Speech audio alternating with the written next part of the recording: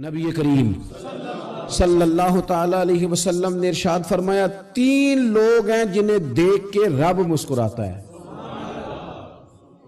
یا رسول اللہ صلی اللہ علیہ وسلم وہ کون کون سے؟ تو محبوب فرمانے لگے ایک وہ بندہ ساری مخلوق سوئی ہے، آدھی رات ہے، رات کا پچھلا پہر ہے، اس نے اٹھ کے وضو کر لیا، مصلی پہ کھڑا ہو گیا خدا کی یاد میں، فرمایا اسے دیکھ کے رب مسکراتا ہے جو اس کی شان کے لائق ہے۔ مسکراتا ہے اللہ، یہ تو سونے کا ٹائم تھا، یہ تو گہری نیند آنے کا وقت تھا، رات کا پچھلا پہر، رات پوے تے بے درداں نو نیند پیاری آوے تے درد منداں نو یاد سجن دی ستیاں وی آن جگاوے، اور ساون کی کالی راتوں میں جب بوندا باندی ہوتی ہے وہ راتوں کو اٹھ اٹھ روتے ہیں جب خلقت ساری سوتی ہے، اللہ مسکراتا ہے۔ اور سننا میرے بھائی، میرے نبی پاک صلی اللہ تعالی علیہ وسلم فرماتے ہیں جب مسلمان نماز کے لیے صفیں بناتے ہیں نا، ترتیب لگ رہی ہوتی ہے، اب اللہ کی بارگاہ میں کھڑے ہوں گے، قیام کریں گے، رکوع کریں گے، سجود کریں گے، فرمایا جب مومن صفیں بناتے ہیں تو رب دیکھ کے مسکراتا ہے، مسکراتا ہے۔ کمال ہو گئے عروج بندگی کا، جب بندے کو دیکھ کے رب مسکرائے، خدا بندے سے خود پوچھے بتا تیری رضا کیا ہے، مسکراتا ہے۔ اور میرے نبی پاک علیہ السلام فرماتے ہیں جب مجاہد جہاد کے لیے صفیں سیدھی کرتے ہیں، آج تو یہ رب کے نام پہ مرنے ہی آ گئے، یہ صفوں میں کھڑے ہوں گے، ترتیب سے لڑیں گے، ترتیب سے گلا کاٹیں گے کافروں کا یا شہادت لیں گے۔ فرمایا جب جہاد کے لوگ صفیں بناتے ہیں تو رب انہیں دیکھ کے مسکراتا ہے۔ کتنے نصیبوں والا وہ بندہ ہے جسے دیکھ کے مسکرا دیا۔ او یار، کبھی تیرا بیٹا تیرے سامنے مسکرائے نا چھوٹا تو تیرا دل باغ باغ ہو جاتا ہے۔ تیری ماں بیمار کسی ایک دن صحیح طرح ہنس پڑے تو طبیعت خوش ہو جاتی۔ مجھے بتاؤ نا جس کا رب بھی اسے دیکھ کے ہنس پڑے، جو اس کی شان کے لائق ہے، کیا اس بندے کے نصیبیں ہیں، کیا اس کے مقدر ہیں۔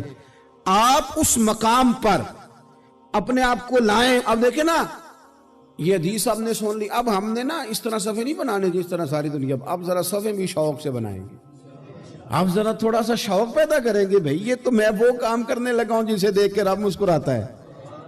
نبی پاک صلی اللہ علیہ وسلم نے فرمایا جب کوئی بندہ توبہ کرتا ہے نا،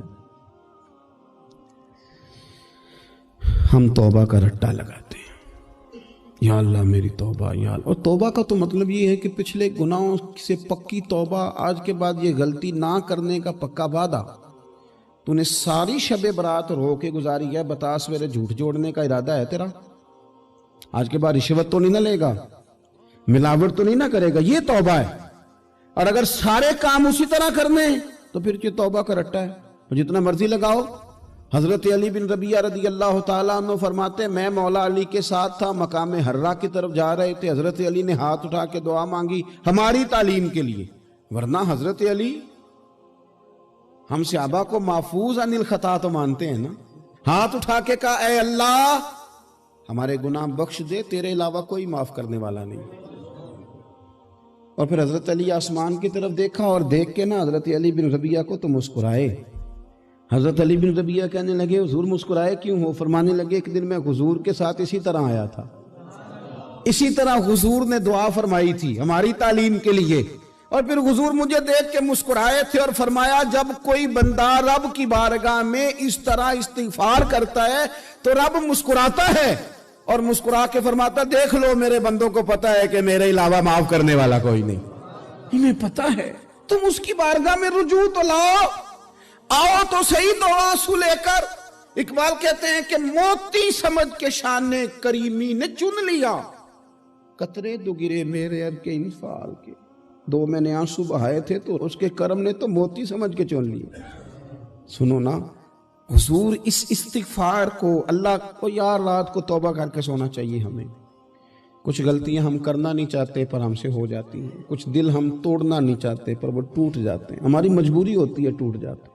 رات کو اس کی بارگاہ میں ہاتھ باندھ کے کشکول طلب دراز کر کے خوب استغفار پڑھنا چاہیے کہ مالک بندے ہیں نا کیا کریں، نفس کا ساتھ ہے، دنیا کا ساتھ ہے، خواہشات نفسانیہ، مالک معاف کر دے۔ درد سے توبہ، رسم نہ ہو، کہانی نہ ہو، لفظ نہ ہو، جملے نہ ہو، اور جناب ایسے لوگوں کے بیچ بڑے ہاتھ باندھ کے اور بڑا کوئی ضرورت نہیں، آپ اکیلے اپنی چارپائی پہ بستر کے اندر منہ دے کے بھی درد سے کہیں گے نا معاف کر دے تو وہ تو مہربانی بڑا ہے۔ میرے نبی پاک صلی اللہ علیہ وسلم مثال دیتے ہیں، فرمایا ایک آدمی صحرا میں جا رہا، صحابہ سے حضور خطاب کر رہے ہیں، فرمایا ایک آدمی صحرا میں جا رہا تھا، اس نے اپنی اونٹنی پہ کھانا پانی پیسے ہر چیز رکھی ہوئی تھی، صحرا تھا بہت بڑا، درمیان صحرا کے گیا تو تھوڑا سا سستانے کے لیے آرام کرنے کے لیے اونٹنی سے نیچے اترا، اب اس نے اونٹنی کی لگام اونٹنی کی نکیل اپنے سرہانے کے نیچے رکھی، ہاتھ کے ساتھ پکڑی اور سو گیا۔ تھوڑی ہی دیر کے بعد جب اس کی آنکھ کھلی تو دیکھا اونٹنی غائب ہے۔ صحرا میں وہ پیدل نہ آگے جا سکتا ہے نہ پیچھے جا سکتا ہے، نہ دائیں نہ بائیں، کھانے کو روٹی نہیں، پینے کو پانی کا قطرہ نہیں، تھوڑا ادھر بھاگا ادھر بھاگا، تھک گیا۔ کریم محبوب فرماتے ہیں وہ پوری طرح نڈھال ہو گیا اور مایوس ہو گیا، معاذ اللہ، مایوس ہو کے دوبارہ اسی جگہ آ کے لیٹ گیا جہاں پہلے لیٹا تھا، انتظار کرنے لگا کہ اب موت ہی آئے گی، آخری وقت ہے، اب نہ میں پیدل یہ صحرا کراس کر سکتا ہوں، نہ پیچھے جا سکتا ہوں، نہ کھانا ہے نہ پانی ہے، سوائے موت کے کوئی سہارا نہیں۔ حضور فرماتے ہیں وہ رستے میں دوبارہ لیٹ گیا، اچانک اس نے رخ بدلا تو اونٹنی سامنے کھڑی تھی۔ حضور نے صحابہ سے پوچھا بتاؤ نا اسے بھلا کتنی کو خوشی ہوگی؟ یا رسول اللہ جی سے نئی زندگی مل گئی ہے۔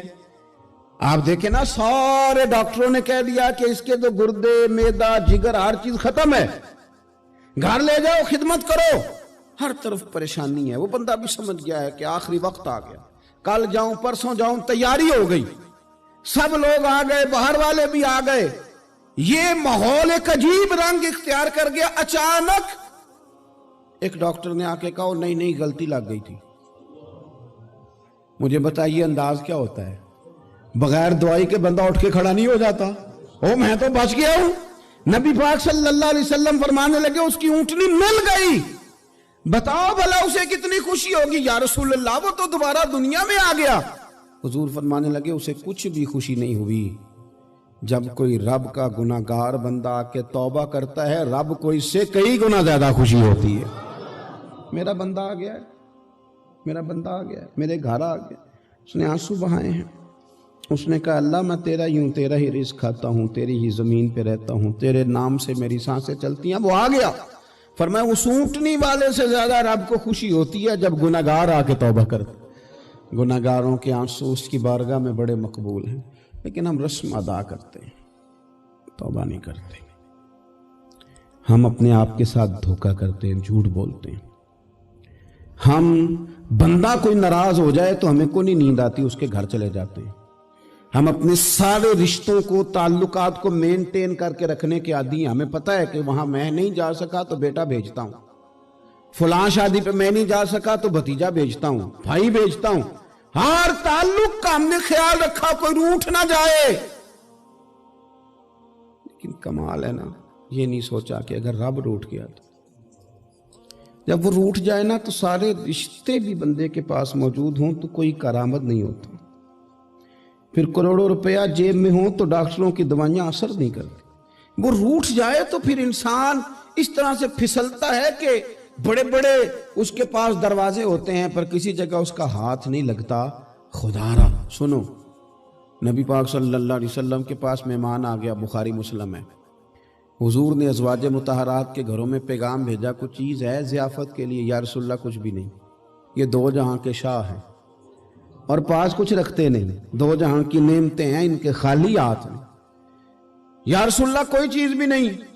حضور نے صحابہ کے مجمع پہ نظر ڈالی، یا رسول اللہ صلی اللہ علیہ وسلم حکم ہو، تو حضور فرمانے لگے تم میں سے کوئی بندہ ہے جو اسے گھر لے جائے روٹی کھلائے؟ ایک صحابی اٹھے فوراً، حضور میں لے کے جاتا ہوں کھانا کھلاتا ہوں۔ فرماتے ہیں میرے گھر میں صرف بچوں کا کھانا تھا، یہ نہیں کہ فریزر بھرا ہوا ہے نعمتوں سے، صرف بچوں کا کھانا۔ یہ نہیں کہ کسی کو دیکھ کے اپنی ہنڈیا پہ برتن دے لیا، صرف بچوں کا کھانا۔ کہتے ہیں گھر گیا، بیوی سے کہا کیا کیفیت ہے؟ کہنے لگی بچوں کی روٹی ہے۔ میں نے کہا بچے سلا دے، صبح ناشتہ کر لیں گے۔ تو کہنے لگی آپ کیا کھائیں گے؟ تو میں نے کہا نہ میں کھاؤں گا نہ تو کھائے گی، مہمان جو نبی پاک کا ہے۔ کہا اچھا اب ذرا تجویز دیکھو میاں بیوی کی سوجھی آپس میں. کہتے ہیں کھانا لگا دینا کیونکہ ایک آدھ بندے کا کھانا ہے. اپنی غربتوں کا ہر جگہ اظہار کرنا, رونا رونا. یہ دیکھو غربت کیسے چھپائی جا رہی. اس کو کہا نہیں کہ چل تو تھوڑا رحم کھا, تو آیا ہے تو تھوڑا رحم کھا, یہ نہیں کہا اٹھ کے نا تو کھانا رکھنا اور اٹھ کے نا چراغ ٹھیک کرنے کے بہانے بجھا دینا. ہم دنیا والوں کے سامنے کیوں اپنے دکھ بیان کریں؟ ہم جو کہیں گے رب رسول کی بارگاہ میں کہیں گے. تو نا چراغ ٹھیک کرنے کے بہانے. اہلیہ اٹھی, کھانا دینے کے بعد چراغ ٹھیک کرنے کے بہانے بجھا دیا.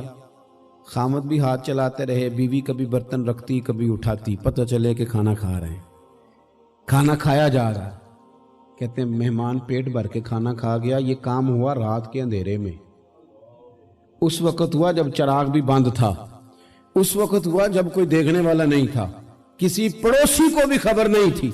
فرماتے ہیں صبح کے اجالے میں اس مہمان کو لے کے مسجد نبوی میں نے قدم رکھا تو نبی کریم نے فرمایا رات جو تم نے کام کیا ہے نا اسے دیکھ کے میرا رب بڑا مسکرایا ہے. اللہ بڑا مسکرایا ہے. اللہ تر دامنی پہ شیخ ہماری نہ جائیے, ہم دامن نچوڑ دیں تو فرشتے وضو کریں. یہ شان ہے صحابہ کی. نبی کریم علیہ السلام نے فرمایا رب رات مسکرایا تیرا یہ انداز دیکھ کے, اور اس نے قرآن نازل کیا وَيُؤْثِرُونَ عَلَىٰ أَنفُسِهِمْ وَلَوْ كَانَ بِهِمْ خَصَاصَةٌ. کچھ لوگ وہ ہیں جنہیں بڑی بھی ضرورت ہو تو